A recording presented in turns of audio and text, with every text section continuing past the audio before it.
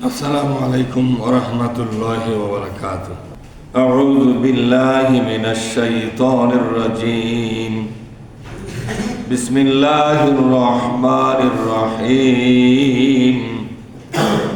اتبع ما أوحي إليك من ربك لا إله إلا هو وأعرض عن المشركين.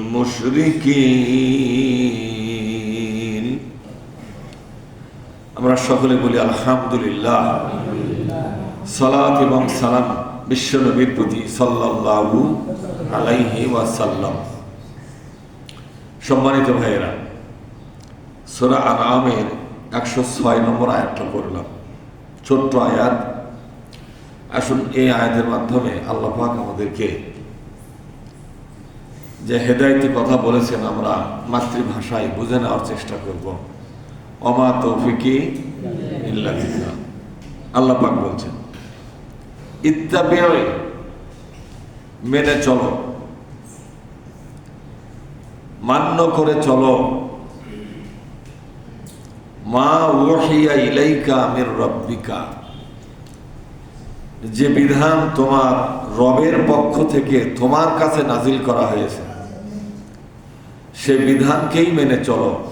দুনিয়ার মানুষের বানানো বিধানকে মানা যাবে না। এটা নবীর জন্য দুনিয়ার মানুষের তৈরি করা বিধান মানা হারাম ছিল। কার জন্য হারাম ছিল? কথা বলেন। নবীর জন্য হারাম ছিল, কিন্তু আমাদের জন্য হালাল নাকি? মদ খাওয়া নবীর জন্য হারাম, আমাদের জন্য হালাল নাকি? আল্লাহ পাক এখানে হারাম করে দিলেন, হে নবী, আমার কাছ থেকে যে বিধান আমি পাঠালাম তোমার কাছে, এই বিধানগুলোই মেনে চলবে। এর বাইরে মানুষের তৈরি করা কোনো বিধান মানতে পারবে না। বিধান কে দিলেন? জোরে কথা। এই নির্দেশনা দান করেছেন স্বয়ং আল্লাহ পাক। তাহলে আল্লাহ তাআলা বিশ্ব নবীকে একটা নির্দেশ দিলেন যে মানুষের বানানো কোনো বিধান মেনে নেওয়া তোমার জন্য হালাল নয়, বরং এটা কি? হারাম। এই হারাম শুধু মুহাম্মদ সাল্লাল্লাহু আলাইহি ওয়াসাল্লামের জন্য নয়, মুহাম্মদ সাল্লাল্লাহু আলাইহি ওয়াসাল্লামের যত উম্মত সকলের জন্য এটা আল্লাহ পাক হারাম করে দিলেন। অথচ আমাদের বাংলাদেশের মুসলমানরা আল্লাহর বিধান মানা বাদ দিয়ে মানুষের বিধানই মেনে নিয়ে বসে আছে। আল্লাহ পাক বললেন লা ইলাহা ইল্লা হুয়া, বিধান তৈরি করার ক্ষমতা এক আল্লাহ ছাড়া কাউকে দেওয়া হয় নাই। সুবহানাল্লাহ।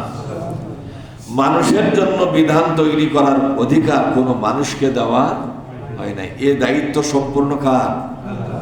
লা ইলাহা ইল্লা হুয়া। বলেন লা ইলাহা ইল্লা হুয়া।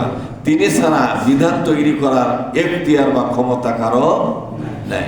বলেন তো, বিধান কি তৈরি করেছে মানুষ না করে নাই? আল্লাহ যে বললো কারো কোনো ক্ষমতা নেই, তাহলে এরা যা করতেছে তা ক্ষমতার বাইরে না ভেতরে? এটা সীমা লঙ্ঘন না? আল্লাহ পাক বুঝালেন, বান্দা, বিধান তৈরি করার ক্ষমতা এক আল্লাহ ছাড়া কারো নাই। কোন ব্যক্তি যদি বিধান তৈরি করে এটা হবে তার বাড়াবাড়ি, এটা হবে তার শিরক। কি হবে জোরে বলো? এটা হবে শিরক। আল্লাহর উপরে হাত দেওয়া কারো উচিত নয়, কারণ বিধান তৈরি করার একমাত্র ক্ষমতা কার? এই জায়গায় হাত দেওয়া যেরকম যাবে নাকি? যাবে না। ওয়া'রিদ আনিল মুশরিকিন, ওগো নবীজি, আপনি শিরককারীদের সম্পর্ক ছেড়ে দিন, ওদের সাথে আপনার কোনো সম্পর্ক নাই। এখানে শিরক আর মুশরিক কারা? মুশরিক তাকেই বলা হয় যারা মানুষ হইয়া মানুষের বিধান লেখে। আল্লাহর কথা সুস্পষ্ট না এখানে? যারা মানুষ হয় মানুষের জন্য বিধান লেখে, যেরকম একটা বিধান আল্লাহর আছে, আল্লাহর বিধান থাকার পরও এর বিকল্প একটা বিধান কি করে? তৈরি করে। এরা হলো মুশরিক। এরা কি জোরে বলুন? আপনার বলতে ভয় লাগে, কিন্তু আল্লাহর কি ভয় আছে? আল্লাহ বলে ফেলা সারা মুশরিক। এরা নামাজ পড়লেও মুশরিক, রোজা করলেও মুশরিক, হজ করলেও সব শুদ্ধই মুশরিক। এরা, এদের কোনো ইবাদত আল্লাহর দরবারে কবুল হবে না।